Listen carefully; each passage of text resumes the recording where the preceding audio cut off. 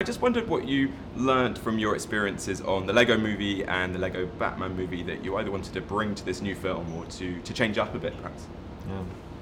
Well, I think the movie with Ninjago, I think telling the story about all of these characters and making this world unique. I think that was the thing. We had a lot of fun making a Matrix style adventure with the Lego Movie. With Batman, it was kind of Jerry Maguire, about a boy sort of film. And with Ninjago, we wanted to tell this kind of giant mech, kung fu, Godzilla movie, and have fun with Shaw Brothers kinds of filmmaking, like kind of throwback to the old school martial arts stuff, casting Jackie Chan.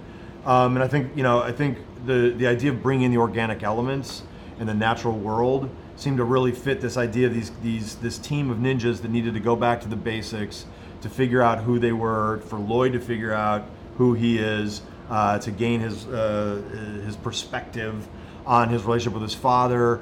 I think those are the things that we really honed in on that relationship, and I think the portraying the organic world was probably the thing that we probably struggled the most as far as from an aesthetic perspective that we learned. We keep adding things as we go on. So this is the water and the mountains and the grass. Because also the cat. Yeah. That's a big challenge. It's really hard to do. Yeah. Yes.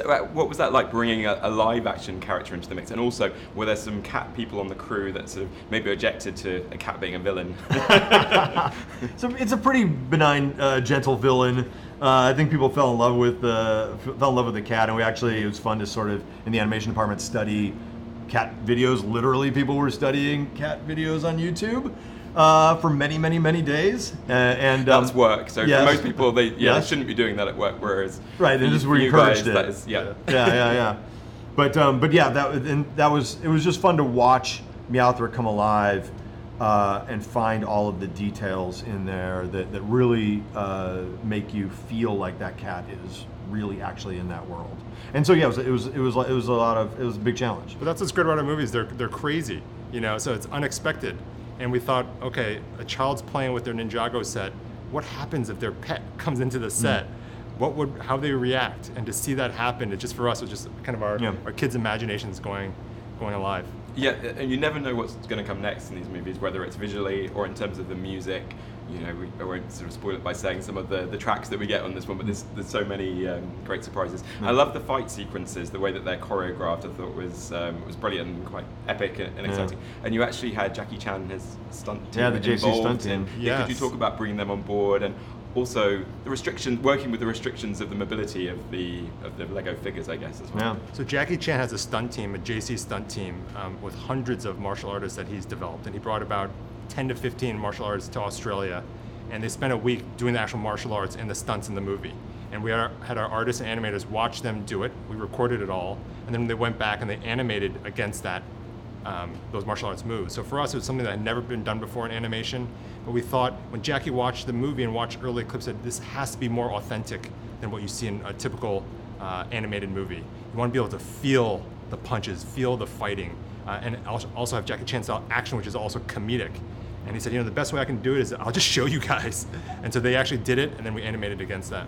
And the animators were really inspired by that. And you were talking about the limitations. I think that's what's fun about that, is sort of seeing this stuff, seeing the complicated moves that Jackie Chan and the stunt team can do, and then trying to find a Lego way to interpret that, using brick blur, using multiple arms to sort of throw a punch or to suggest an impact or to get a bend that the thing really won't do, but we put these different pieces in to affect that idea of a block, of a punch, of a kick. Those are the fun things the animators got to dig into and try to figure out. Now that Jackie did that, now how do you make it feel like that? Because you'll never make it look exactly like that, but you will make it feel like that, and that was the most important thing. And that's why you can watch those two side by side, and it will feel exactly like what they were doing on set. Ladies and gentlemen, you're watching Hey You Guys! Hey You Guys, huh? Hey You Guys. Is that from the Goonies? It is indeed, yes. Nice. Hey You Guys!